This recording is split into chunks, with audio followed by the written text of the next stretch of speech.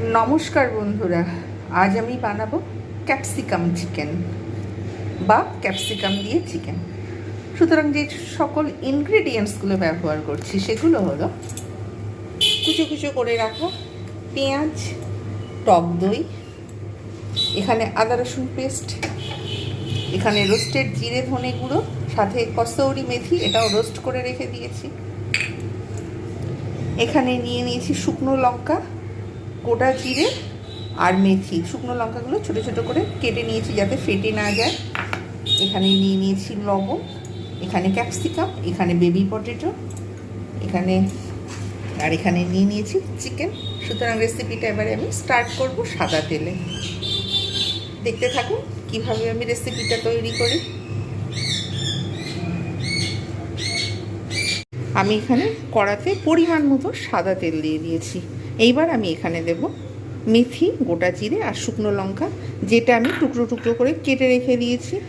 সেইটা আমি এবার এতে ফোড়ন হিসাবে দেব।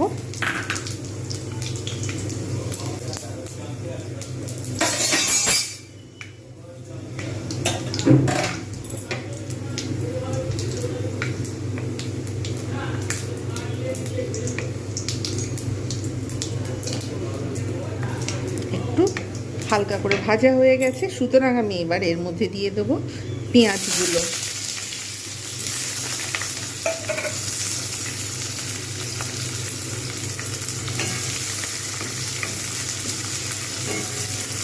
এগুলো একদম ভালো করে ভেজে নেব, বেশ লাল হয়ে যাবে, ঠিক সেই সময় পর্যন্ত আমি কিন্তু অপেক্ষা করব।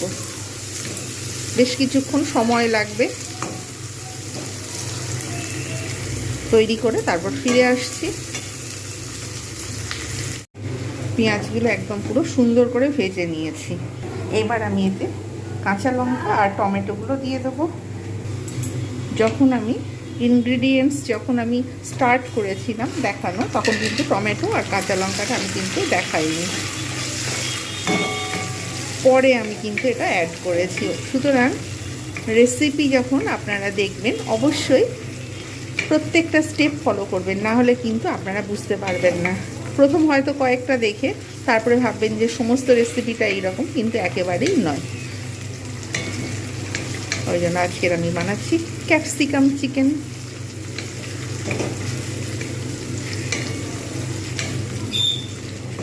চিকেন কিন্তু বিভিন্ন রকমভাবে বানানো যায়।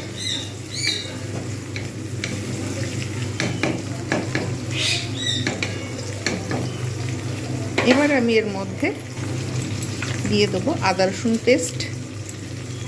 এটা শুকনো শুকনো রয়েছে, যার জন্য আমি এতে এবার একটু জল অ্যাড করে দেবো।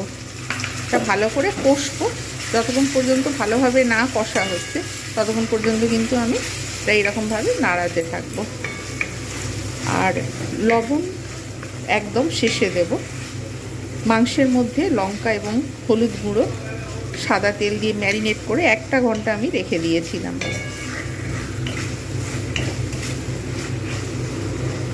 এইভাবে ভালো করে বেশ মশলাটাকে কষিয়ে নেব। দেখা যাচ্ছে মশলা থেকে অলরেডি তেল ছাড়তে শুরু করে দিয়েছে, তাই আমি এবার এর মধ্যে দিয়ে দেবো চিকেন ম্যারিনেটেড।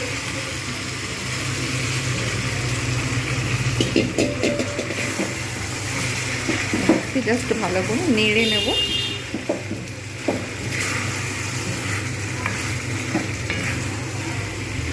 কালারের জন্য আর একটু লঙ্কা গুঁড়ো দিতে হবে।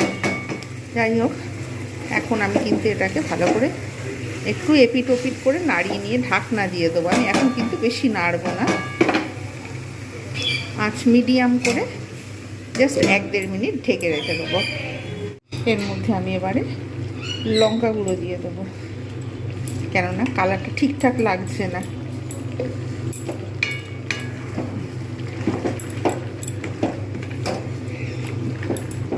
আঁচটা মিডিয়ামে রয়েছে। এবার আমি এতে দিয়ে দেবো টক দইটা, ফ্যাটানো টক দই যেটা রেখেছিলাম, এটা দিয়ে দেবো।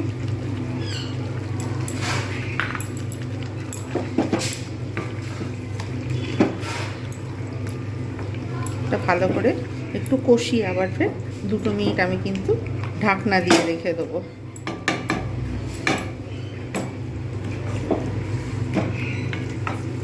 যাতে এটা এর সঙ্গে ভালোভাবে কষা হয়ে যায়, মেল্ট হয়ে যায়, সুস্বাদু হয়। তার জন্য ক্যাপসিকাম আমি এখন দেবো না, ক্যাপসিকাম যেহেতু সহজে নরম হয়ে যায় তাই ক্যাপসিকাম এত তাড়াতাড়ি দেবো না। জাস্ট 2 মিনিট আমি অপেক্ষা করব। কালার এবং টেস্টের জন্য আমি জাস্ট এইটুকু চিনি অ্যাড করব। বোঝা যাচ্ছে মাংসটা কিন্তু খুব ভালোভাবে ভাজা হয়েছে, কষার সঙ্গে ভাজা। এইবার আমি এর মধ্যে দিয়ে দেবো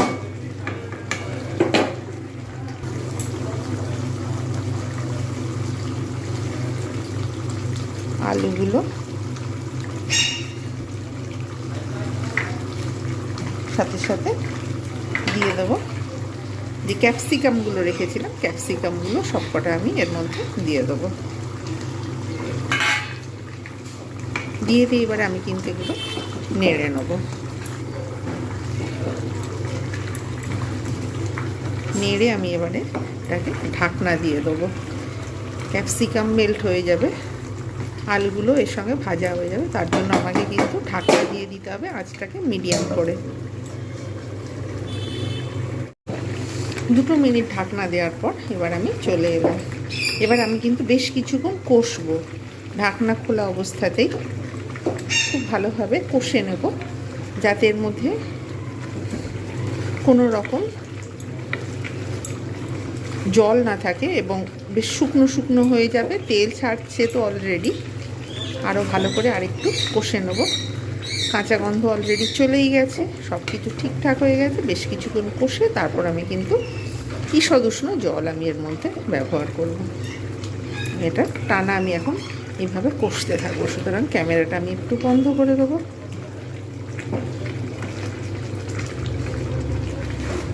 বেশ 3-4 মিনিট আমি কিন্তু এরকমভাবে কষে নেব ভালো করে।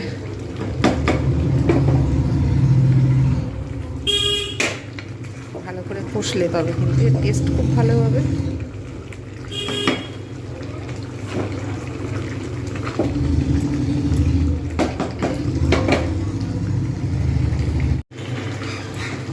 ভালোভাবে কষা হয়ে গেছে, মাংস প্রায় সিদ্ধ হয়ে গেছে, কিন্তু যেহেতু আমি একটু গ্রেভি বেশি রাখবো তাই আমি এটা কিন্তু মশলা, তারপরে টমেটো সব কিছু থেকে কিন্তু একদম ঠিক এই রকম পর্যায়ে এসে গেছে। এবার আমি কিন্তু ঈষদ উষ্ণ জল ব্যবহার করব।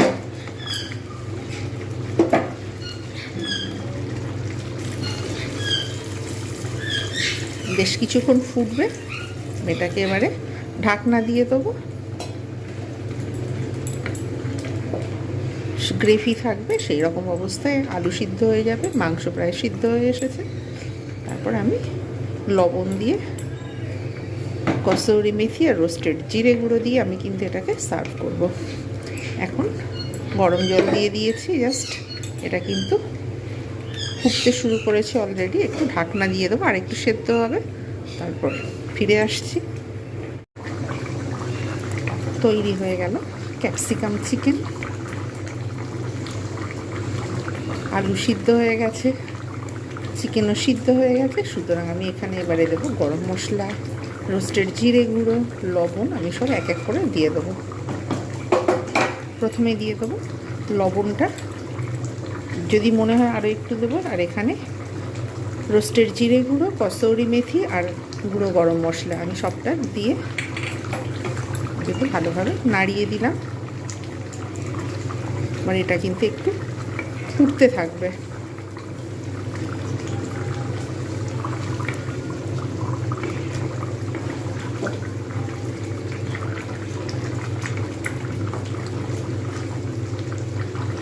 ভালোভাবে ফুটে একটু সময় নিয়ে তারপর সার্ভ করে দেখাচ্ছি কীরকম হয়েছে। আর কিচ্ছু দেবার নেই, জাস্ট একটু গ্রেভিটা কমিয়ে নেব। তৈরি হয়ে গেল ক্যাপসিকাম চিকেন। এটা অসম্ভব সুস্বাদু হয়, আপনারা অবশ্যই বাড়িতে ট্রাই করবেন। আমি বহুবার ট্রাই করেছি, তাই আপনাদের দেখালাম। কেমন হয়েছে রেসিপিটা জানাতে ভুলবেন না। প্রত্যেকে ভালো থাকবেন, সুস্থ থাকবেন, আর স্কিপ করে কেউ দেখবেন না। যারা যারা ভিডিওটা দেখছেন তাদের অসংখ্য ধন্যবাদ, যারা যারা সাবস্ক্রাইব করছেন তাদের অসংখ্য ধন্যবাদ, যারা যারা কমেন্ট করছেন তাদের অসংখ্য ধন্যবাদ। আমি প্রত্যেকটা ভিডিও দেখি, সকলের ভিডিও দেখি, এবং যতটুকু দেখি অবশ্যই লাইক কমেন্ট করি, কিন্তু সবসময় সব ভিডিও দেখা হয়ে ওঠে না। এবং তবে সময় পেলে অবশ্যই দেখি। আর প্রত্যেকে ভালো থাকবেন, সুস্থ থাকবেন, আমাকে উৎসাহ দেন। আর নিত্য নতুন আমি অবশ্যই আপনাদের জন্য রান্নার ভিডিও নিয়ে আসবো।